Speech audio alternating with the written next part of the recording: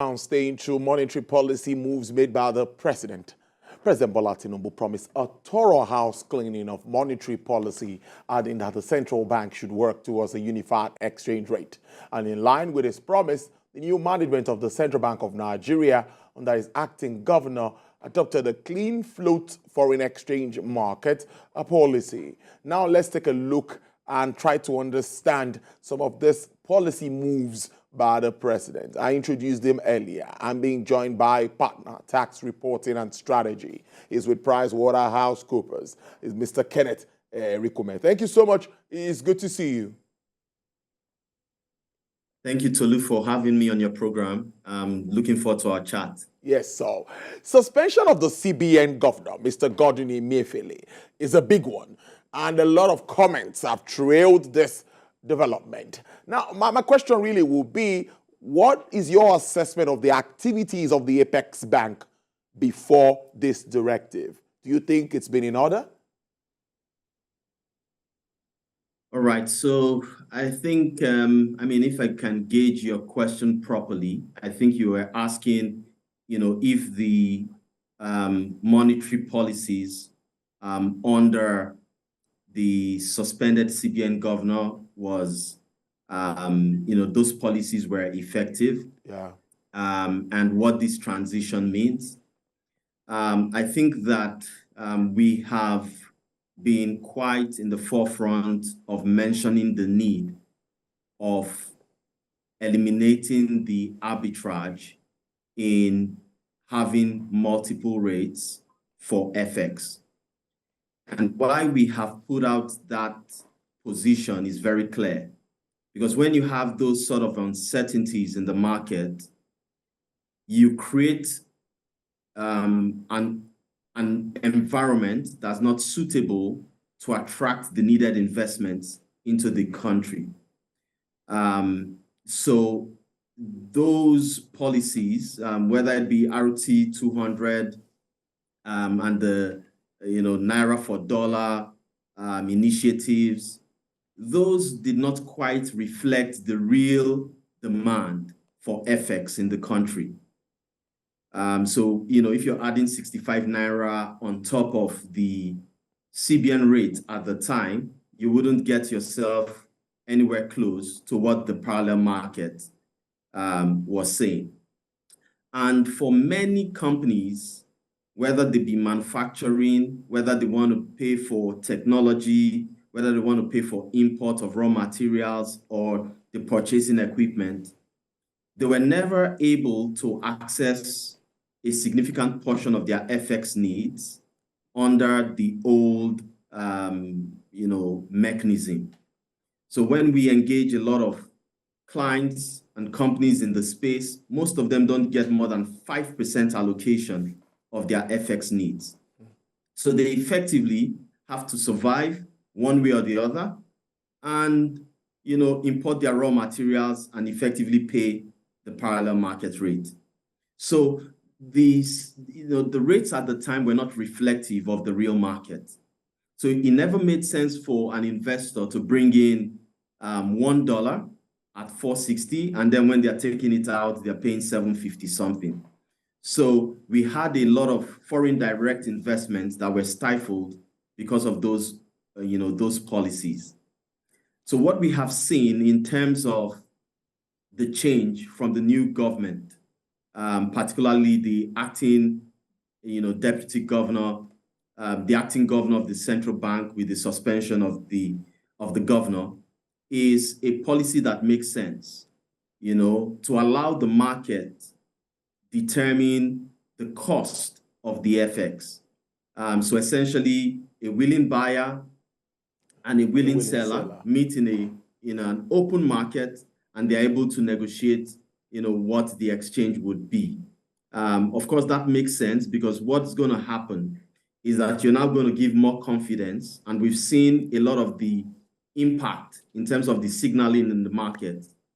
You're going to give a lot of confidence to investors to bring in their funds.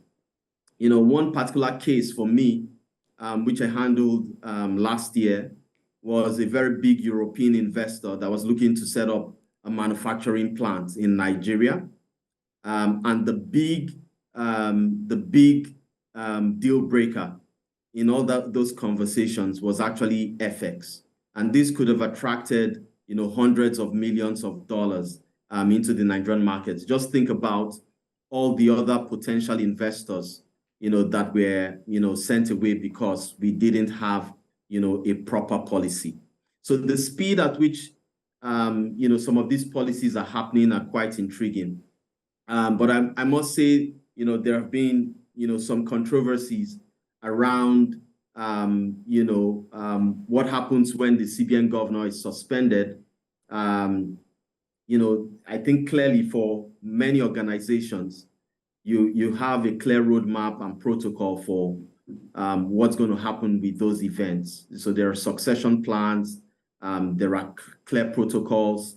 For example, in my organization, if I'm indisposed today, there's obviously people that can step in and begin to take action. And that's what we've seen with the acting CBN governor. And we've been seeing them putting out policies, putting out circulars, providing clarification to the market. And those are the sort of outcomes we when I say we, I mean myself and my colleagues believe will take this country in the right direction. Interesting stuff, as usual there, Kenneth. Let me follow up with the demand and supply thing that you've raised now, Kenneth. Let me ask you, many still believe that availability of FX is one major contending issue. Are we expanding these sources? Or what more do you think would help, shaping the forces of demand and supply, which we expect to help address this disparity in the market? Yeah, thanks for that, important question, Tolu. So I think the obvious answer to that is that monetary policy requires a comprehensive strategy for it to work. But what we have seen with the new administration is we've seen a lot of speed and movement to tackle some of the critical issues.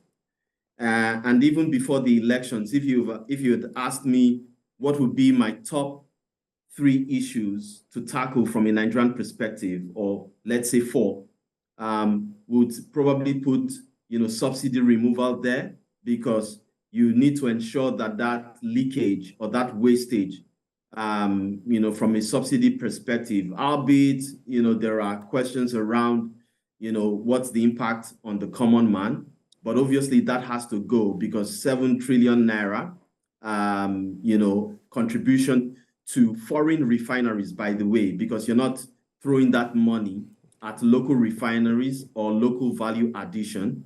You're throwing it out of the country. That leakage goes out immediately, right? The next thing you obviously have to deal with is the FX issue, to ensure that there is availability and liquidity in the FX space, which I think one of the aspects we've seen here is the proposals to harmonize the rates and to make it lean on the forces of demand and supply. Of course, that's another very important aspect. The other one, which would be important, is actually security. And you can see some of the body language and the signaling out there with the current administration dealing with those 2 issues very swiftly. And then number 3, just yesterday, there were movements in terms of moving out and coming in of new service chiefs. Yeah. Because security would also be an important aspect. Yep. And security, not just from an internal perspective, but even looking at some of our significant sources of FX, like crude oil, right?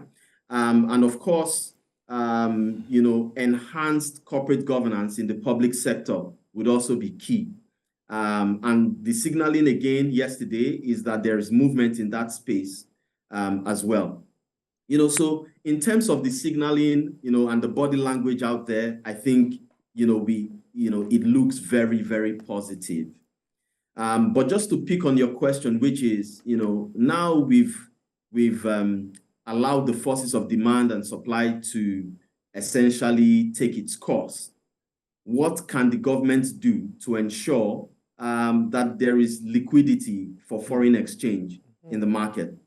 I think clearly the biggest issue of concern is one which I already touched on, which is the production of hydrocarbons. And I'm talking about crude oil and gas, right?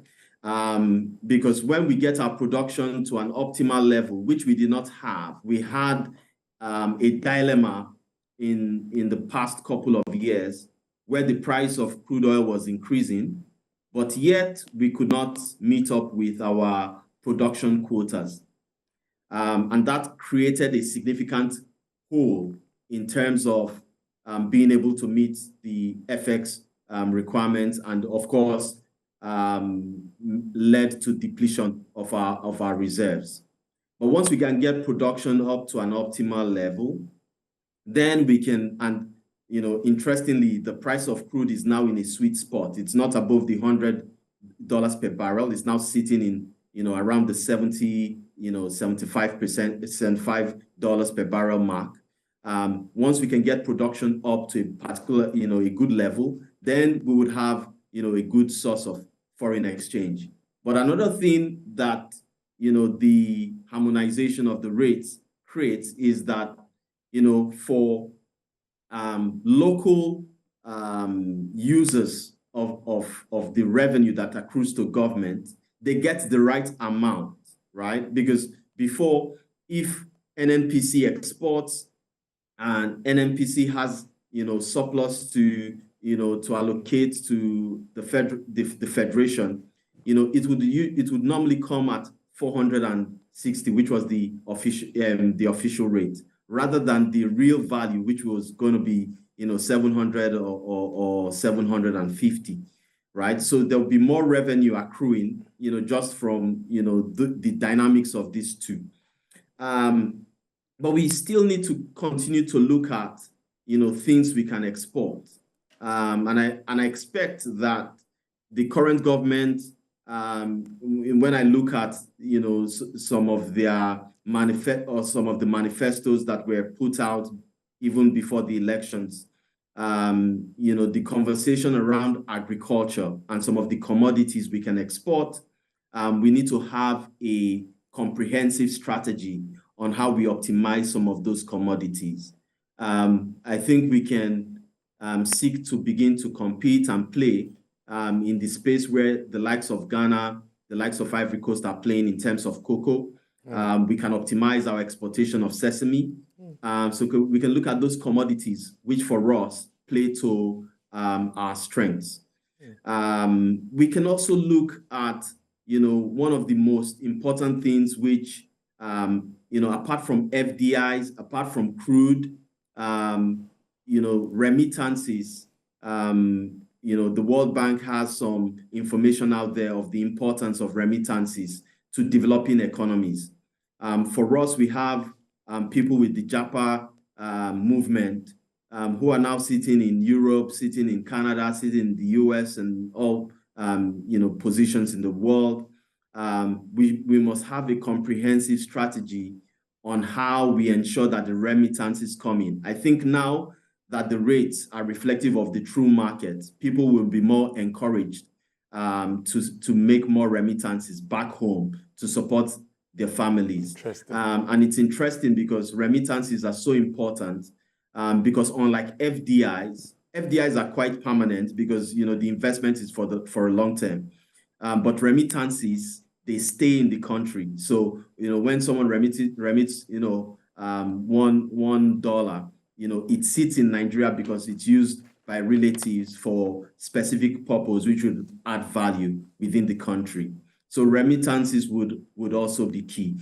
And then the final bit, which is our human resources.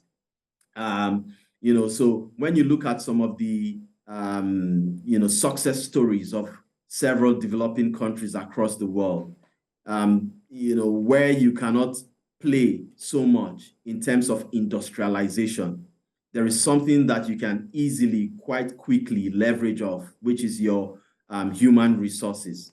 What we have in Nigeria is we've got highly educated population because education is quite cheap. But of course we speak English, which is very exportable. So we have that opportunity of exporting and building a clear strategy around outsourcing, business process outsourcing, supporting with paralegal services, call center support, and different things which we can outsource, to ensure that we maintain that FX flow back into the country. So I think there's a lot that we can do. There are a lot of strengths. It's just that the enabling environment wasn't there. So we can pick up on some of these components and ensure the right environment is there for Nigerian companies and businesses to play in some of these spaces. Yeah, well notable there, Kenneth, ramping up production, agricultural produce, all of that. And that's the way to go for more FX. We need liquidity in that market. Before I let you go, we've said so much about the monetary policy side. I think the fiscal side also needs to fit in. What do you think can be done, and what kind of cabinet do you expect from President Tinubu? All right. I think we need to recognize the importance the fiscal space. There's a lot of things we can do, right? So it's difficult to speak about it, within a few minutes on a program. But obviously, we need to look at the social contract because, essentially the way fiscal policy works is you raise taxes and use that for government expenditure. But government cannot continue to focus on this strategy, which we saw in the last administration, where there was a lot of focus around introduction of new taxes and increasing taxes. Within the space of two years, education tax was increased from 2% first to 2.5%, then to 3%. We've also seen minimum tax rate, cut down during COVID, then increased back again by 100%. And we see excise on telecoms. We hear about excise on tobacco products. We hear of all sorts of increases. But what the government needs to start thinking about is promoting that trust that the tax revenue is being used for the right purpose. And it's adding value to the life of citizens. I think that would be one of the key areas. Apart from that, I think the small, medium enterprises, micro, small, and medium enterprises, so-called players in the informal sector, we need to see how we can formalize them so that they can begin to contribute as part of society. And one of the ways we can do that is, number one, to ensure that we deal with the issue of multiplicity of taxes and ensuring that these guys have clear rules around how much they pay. There's clarity on who they're paying to, and it is used for specific purposes which impact on their lives. And the second thing is around, digital identification and having, all of these businesses clearly within the tax net. There are clear strategies of what has been deployed in other developing countries with good success. And if you take some of the examples from India and so on, around how you can start with a presumptive tax, where you assess these people, they have a clear amount they pay, and then you formalize them and try to support them with incentives, both, incentivizing them from a tax perspective, helping them with credit, which is very important for that sector, and then, incubating them and nurturing them until they begin to contribute more to society. So from my perspective, I think that those are the areas, that we can look at to ensure that, while we grapple with what everyone agrees is the right decision around the removal of fuel subsidy, we are also able to support these small businesses to ensure that they continue to thrive and they provide sustainable growth. Because these are the areas where a lot of these young men and women will be employed, and we can then deal with the issue of unemployment as well as part of a comprehensive solution. I must thank you so much, Mr. Kenneth Rico, my partner tax reporting and strategy, PricewaterhouseCoopers. Thank you so much for spending your afternoon with us. I know it's a busy day, a lot of work for you on your table, so let me let you get back to work. I will see you and talk again some other time. Thank you.